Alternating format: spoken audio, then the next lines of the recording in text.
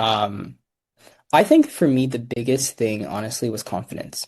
And it's actually just doing literally thousands of problems through eGMAT that builds that confidence to be, during test day, I honestly was not nervous. I kind of entered the exam thinking I'm just going to do the best I can. Um, and I think it's understanding that the worst that can happen is I don't do well and I reschedule the exam in a few weeks. Right. And then in a few weeks, I'll have another 3, 4 weeks of practice that I can then improve my score upon. My first attempt was 4 months ago where I scored the, sub 600 score. So, focus on what you can control, which for me was improving confidence through repetition that Scholaranium and eGMAT's, platform provided. So building the confidence, entering test day, I was kind of very zen. I entered the test center being like, yeah, let's do it. Let- Let's let let's do these questions one at a time. I'm not going to think about too Yeah. much.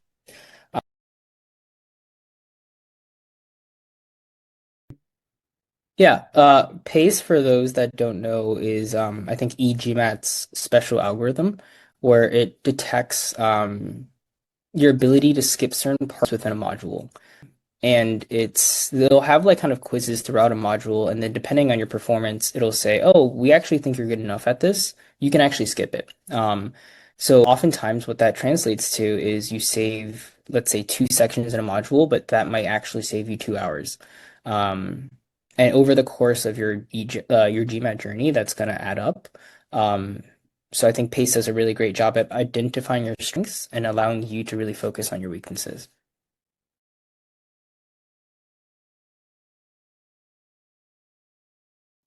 Hello, everybody, and welcome to another interview with me. My name is Dhruv, and I'm one of the strategy experts at eGMAT. Today, I'm excited to have with me Daniel, who recently scored a fantastic 705, a score that most of you GMAT aspirants dream of. Daniel is here already now. Daniel started at a 595, like most of you guys, with quite a few gaps in quant, verbal, and data insights. However, with his final score, Daniel improved his quant score from a Q80 to a perfect Q90, which is the highlight of his journey. His verbal improved from a V80 to a V84, which is a 4-point improvement, and his data insights improved from a DI78 to a DI81, which is a 3-point improvement. So he improved all across, but Quant remains the hero of his journey. What pleases me the most is that Daniel is here. He's found out some time out of his busy schedule to share his journey with all of you so that you, the new aspirants, can maybe take out some learnings and can be successful in your respective GMAT journeys as well. So, Daniel, thank you so much for doing this. Thank you so much for being here. How are you and how does it feel? Yeah, thank you, Drew. Extremely honored to be here. I've watched I think almost all of the other student testimonials. So I'm pretty familiar with a lot of the people's success stories. And honestly, for me, I always, envision myself in their shoes on the other side now. So it feels great. I just finished my exam yesterday and scored a 705. When I saw the score, I was pretty shocked, to be honest. Drew, you know well, like we've been working really closely for the past 4.5 months now. Yeah, Um, it's been a journey to say the least, and I'm grateful for everyone at eGMAT, the continuous support. The curriculum itself is amazing, and happy to talk about my experiences today. sure. Thank you so much. Uh, I understand that you were really surprised or it was difficult for you to soak in the 705 that you saw on the screen. However, for me, it wasn't that surprising, and rightly so because you were doing well on the mocks. You were doing well there. You were displaying your abilities there. You were able to apply your learnings there. So it was predicted success. But I understand where you come from, right? When you are in that moment, of course, it does feel surreal. So I'm sure that it would have taken some time for it to sink in. But yeah, here we are. You have your official report in hand. So it is a 705. So congratulations to you on that. So Daniel, let's delve deep into your journey now. Let's start with Quant. You were starting at a Q80, like most GMAT beginners do, right? What were your initial challenges? If you could just highlight those for me. Yeah, I think it might be helpful for me to provide just a little bit of context on Sure. my GMAT experience. When I use the word journey, I started, or I decided last September, so September 2024, that I wanted to take the GMAT. I started studying then with a different organization. So I studied from September to May of this year with that org, but I didn't feel confident with my results, and my results were not, showing. So I made that decision. I went through Reddit, went through GMAT Club. People recommended eGMAT. So I entered eGMAT with a foundation already. However, I don't think it was a strong foundation. So when I came to eGMAT, you recommended me, hey, let's really make sure you have the basics down. So I went through the entire quantum, I went through the entire verbal section. DI, I kind of touched on for data sufficiency, but for quant specifically, I went through every single module. And I want to give a shout out to the Pace engine. Pace was tremendous in saving me time, especially since, I'm sure every aspirant right now has a tight schedule. So if you can save 5 hours, 10 hours, it'll be amazing. Yeah. But quant itself, I had a little bit of a, foundation. I don't really come from a quant background. So I work in tech, but I'm not an engineer. Um, I feel like I was not the most confident in quant, to be honest. I think verbal was my strength entering the GMAT process, but with eGMAT's quant specifically, I think it was extremely thorough. All the modules really break down each concept and then give you plenty of practice along the way so that you can really build that strength. And then also the cementing quizzes really give you the opportunity to make sure that you actually know what you're learning. So I think, Quant was very thorough on eGMAT, and I give huge credit to eGMAT for getting me the Q90. No, absolutely. Uh, so let's talk about when you say that you had a good foundation, but it wasn't strong enough, and you worked on that while you went through the entire course, and you were very diligent as well, Daniel. Never did I see any signs of overconfidence that, hey, my foundation is good. I've done this already from a different prep company, so I don't want to repeat things, right? But you were very open to learning and to building a strong foundation. So I think a lot of credit has to go to you, and this is for all the people out there. uh, Sometimes what you feel is slightly different from what the reality is. Success lies in being humble and accepting that it's okay if things are not strong right now, but be willing to put in the effort and the time to do things. You did highlight pace, right? If you could just maybe explain how exactly did the pace engine help you? Yeah, PACE for those that don't know is I think eGMAT's special algorithm where it detects your ability to skip certain parts within a module. And they'll have like kind of quizzes throughout a module, and then depending on your performance, it'll say, "Oh, we actually think you're good enough at this. You can actually skip it." So oftentimes, what that translates to is you save, let's say, two sections in a module, but that might actually save you 2 hours. Um, and over the course of your GMAT journey, that's going to add up. Um, so I think PACE does a really great job at identifying your strengths and allowing you to really focus on your weaknesses. All right, thank you for that. Uh, Cementing is a very crucial step in one's journey, especially if a student is an EG, because that is where you actually put all your learnings from the concept to the fore and you try to master those concepts and gain that validation and confidence that yes, whatever I've done, I've improved, right? Now, off late, I've been hearing from a lot of students who attempt the GMAT that the difficulty level of the questions, quant questions especially, on the GMAT has gone a notch higher, right? I want to understand how did the cementing quizzes and the quality of eGMAT questions on Scholaranium prepared you to do well on that difficulty level of question on the GMAT that you ended up scoring a Q90. You didn't make a single mistake. So I think here's how I view success for GMAT. I think it's a combination of quantity of problems which Scholaranium provides. And for those that don't know, Scholaranium is like a platform or service offered by eGMAT, where you just have an insane question bank of mock of like official problems and also mock problems. So there are literally thousands of problems, and I cannot tell you the amount of time I spent on Scholaranium. So there's the quantity aspect there, and then the quality aspect is the modules themselves within the curriculum that eGMAT provides. So that in tandem with the semantic quizzes is what teaches you, how do you solve a probability problem? And then there are so many inserted opportunities for you to take a step or take like a pause and be like, okay, did you really understand what you learned in that 20-minute video? And then it kind of is a really step-by-step approach. I think eGMAT does it really well there. But yeah, Scholaranium, I think at one point was, I would just do a 20 question quiz. And then it would be great because I don't want to exhaust, let's say, the eGMAT question bank for my mocks.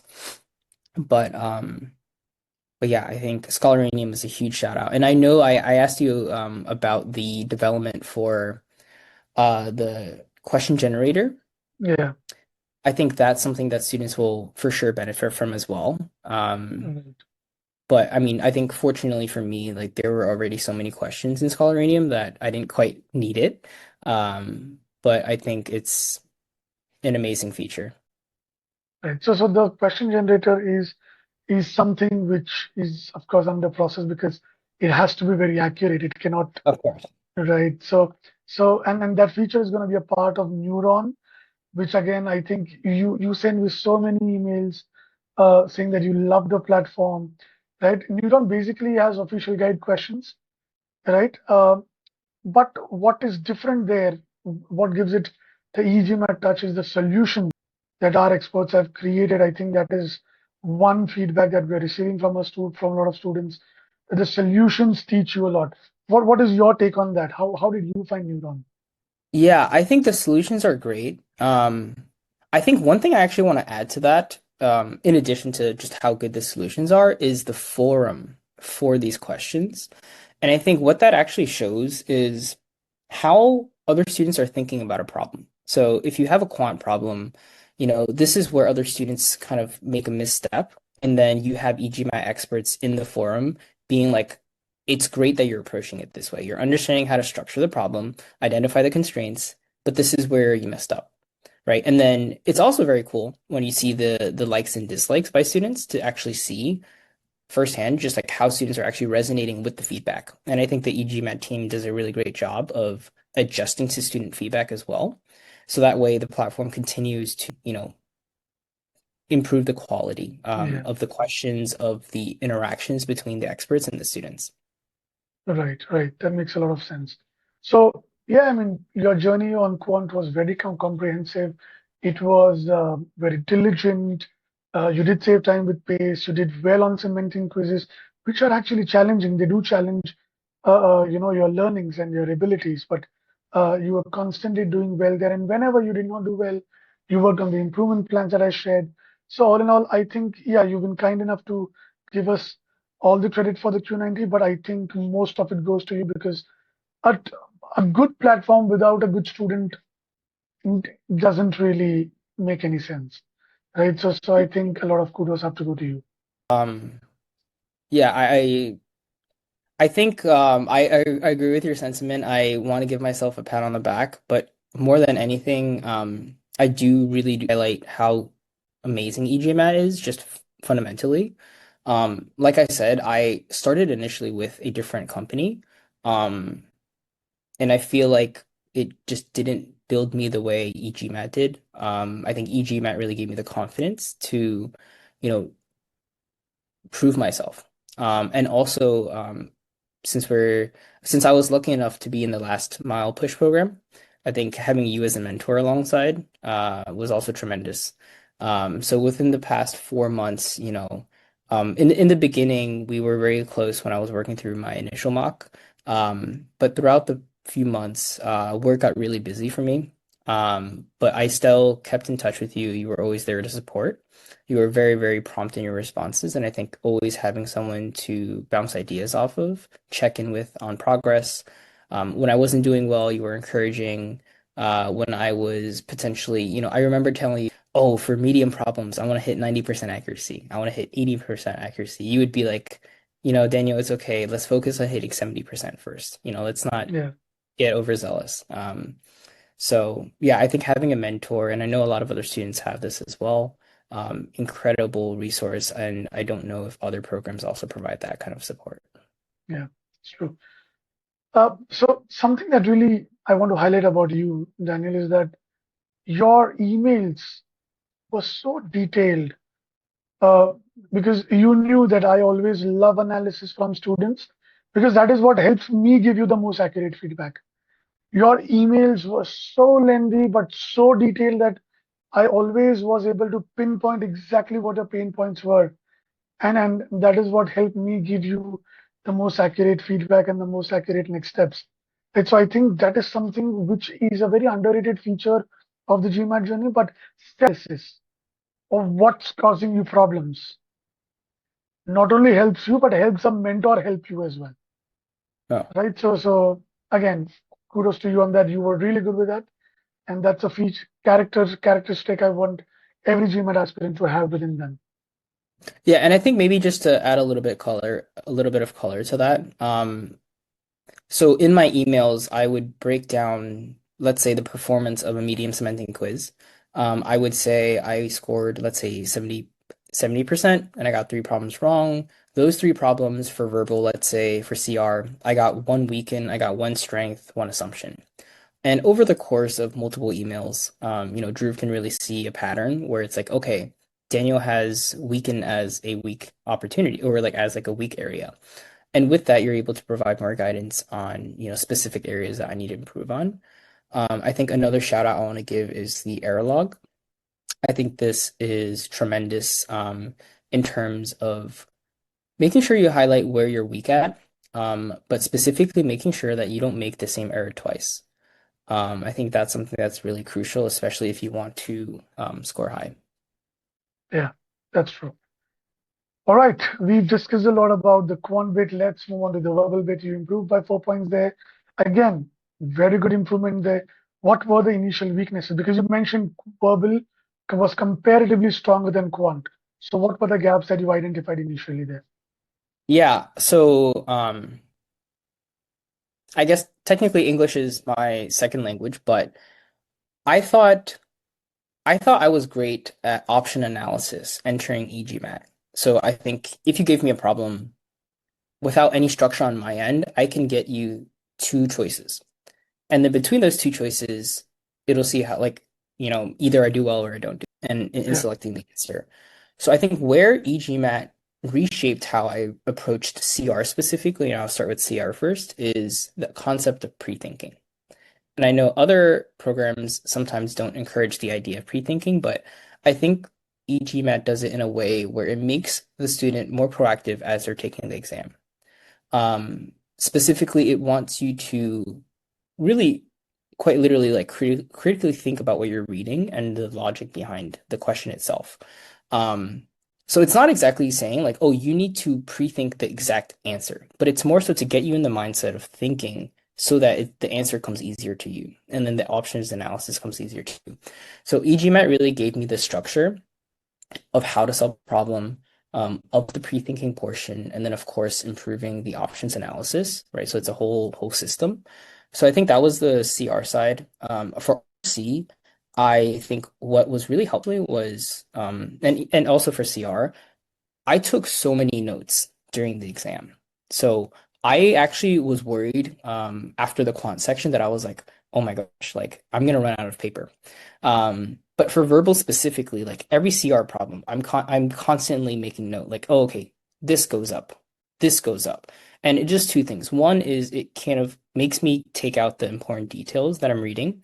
But the second thing is it makes me focused. It makes sure that I'm actually reading and understanding what's in front of me. yeah, But for RC, I remember there were certain tips that were like actually care about what you're reading. And I know sometimes that's pretty hard, whether you don't like a humanities passage or you don't like a science passage. But it's actually really important. You got to make sure you actually quote unquote care about what you're reading and then that in itself helps your RC score alone. I think I ended up scoring pretty high on RC. 2 was my strength. CR, pre-thinking helped a lot, but overall, I think 80 to 84 is actually still a pretty good jump, especially when you consider the percentiles for verbal scoring. Yeah, that's right. And you were doing well on the sectional mocks as well, right? So, how would you describe the role of sectional mocks? Because that is again something that not many test providers provide, but I think it's a very important tool to validate where you stand and to continue maintaining that kind of an ability. So what's your take on that? Yeah, sectional mocks are so instrumental in giving you an idea of where you actually place. I think it's one thing for me to do a 20 question Scholaranium quiz, and it's another thing to do a 21 question normal sectional mock for quant. Um, because it's dynamic in the way the problems are provided. And then also it gives you an actual score. So it can not only validate that you're competent in one area, or it can also show you that maybe you actually need to put more work in specific areas. So I think sectional mocks giving you that kind of glimpse into what your score could look like um, is key. And I scored a Q90 on the official, but in sectional mocks, I also had scored a Q90. So Yeah, entering the exam, I did feel a little bit more confident for quant. understood. Right. And on verbal also, I think you were doing pretty well on the sectional marks there as well. That you were constantly in the mid 80s to high 80s, in recent times at least, right? Because you Yeah, had developed your abilities. correct. Yeah, verbal, I did. I had a range around like the mid 80s, and I scored as high as I think 88. I think, and I think this is actually some maybe me personally, and maybe the audience can resonate with, but I do think quant is something that is a easier section to score higher at. The Yeah, that's correct. logic being as long as you understand a concept and you do enough problems and you make sure you understand why you're making errors, then it's almost kind of a foolproof way for you to increase your score. Whereas Mm. verbal, you can put a lot of practice in, you understand the concepts, but sometimes it's still just a little bit tricky. So I would say quant is where I think most people would see the most growth in their score uptick. Yeah, that's correct. That understanding is correct. All right, Daniel, I think you did share some really good tips and strategies for verbal. Let's understand your DI journey. So, starting at a 78, not bad in terms of DI percentiles. Uh, what exactly were you looking to improve on the data insights front? Yeah, so I guess I work with a lot of data for work. So I did feel a little bit more confident with, graphs, the two-part analysis, everything but data sufficiency. Um, but I think eGMAT still did a really good job for the data sufficiency part. Um, entering our partnership, I remember thinking data sufficiency is the thing I need to work on. And I remember explicitly asking you like the 80-20 concept, where if I put in 20% of my time on data insights, it'll give me 80% of the results. And it actually turned out that way, where for the official, I got every single data sufficiency question right. Um, Funny enough, I didn't do as well on some of the other parts, but yeah, I think data insights as a whole is a really tricky section. Um, but eGMAT was still really good at the content itself. Right. With data insights, the problem with a lot of students is that not really top quality questions out there on the web. Not a lot of questions on the web is also another thing. So both quantity and quality wise data insights material out there is not that great.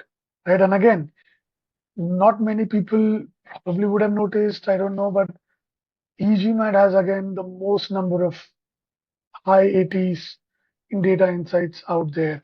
So how would you like to describe the question variety and the quality of questions and the quantity of questions for data insights that you were, that you had on the portal?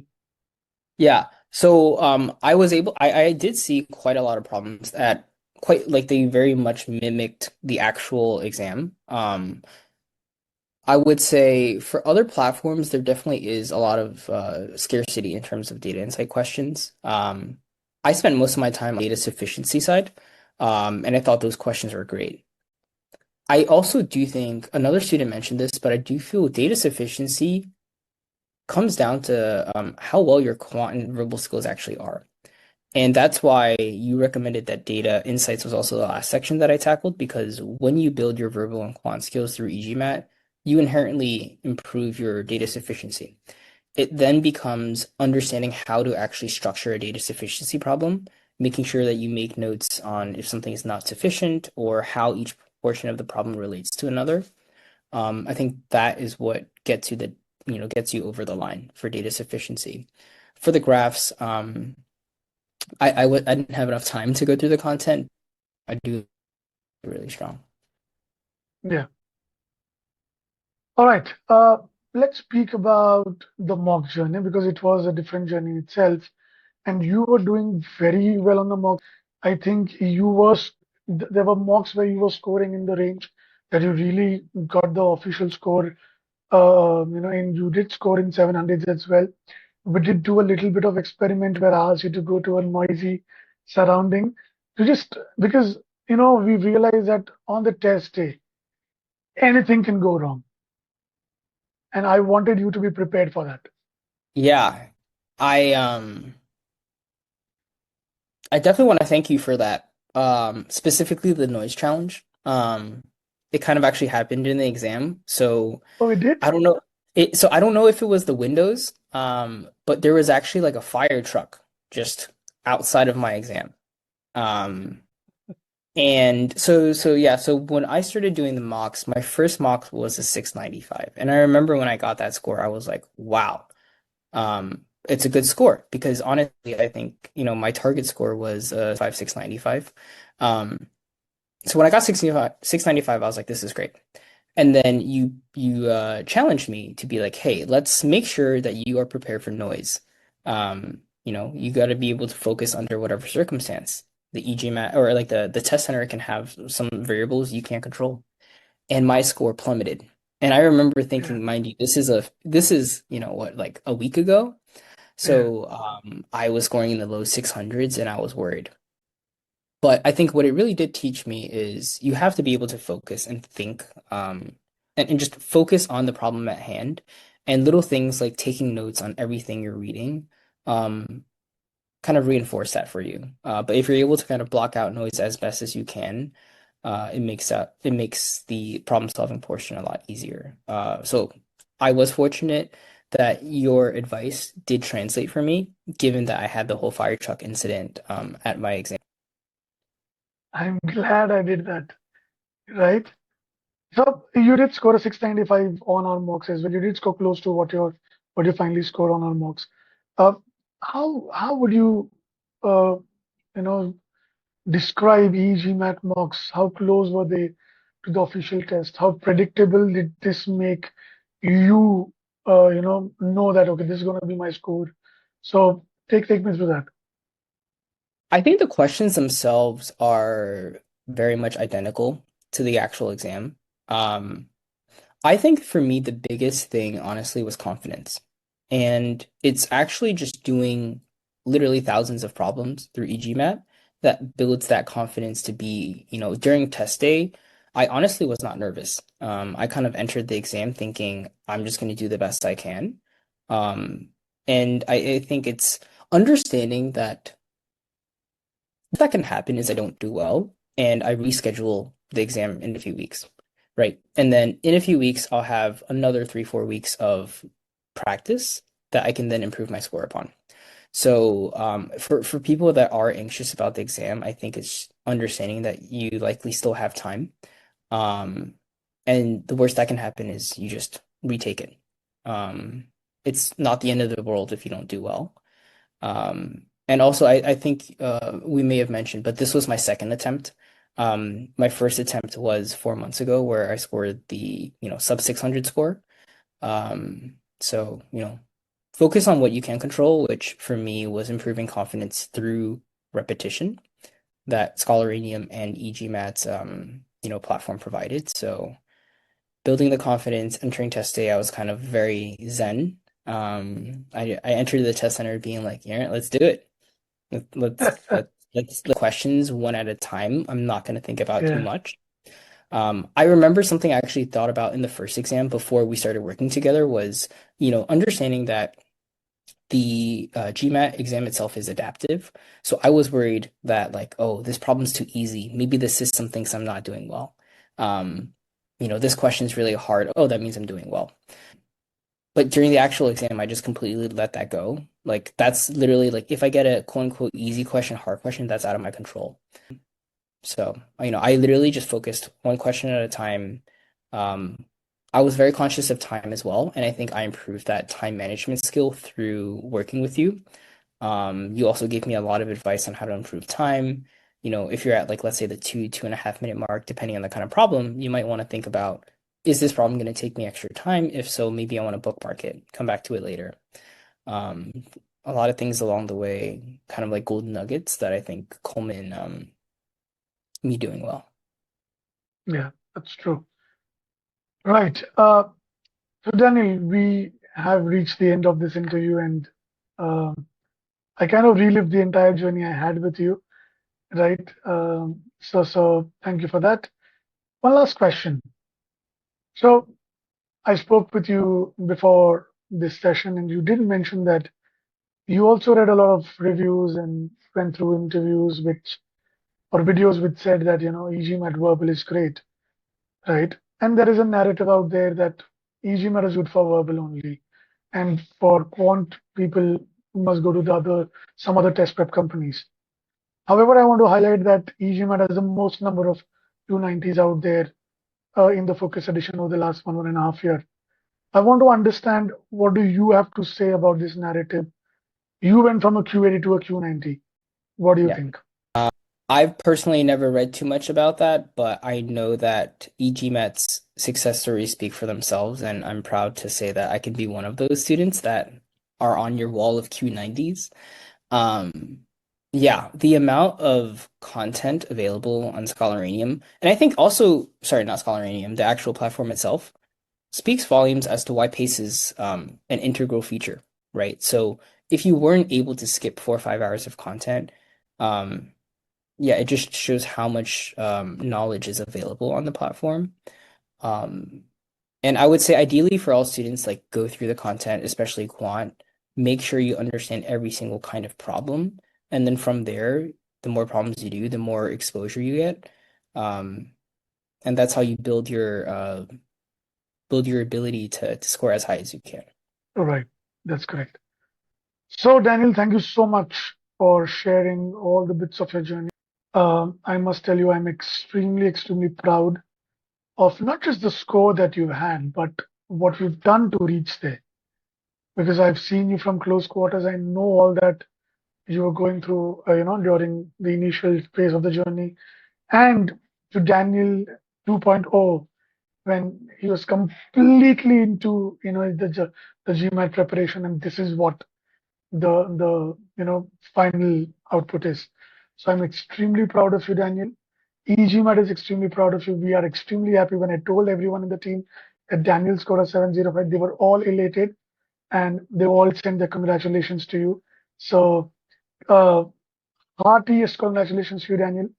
I wish you all the best for your next steps. Please keep us posted. We are here cheerleading for you from far away, from India. Yes, thank you so much.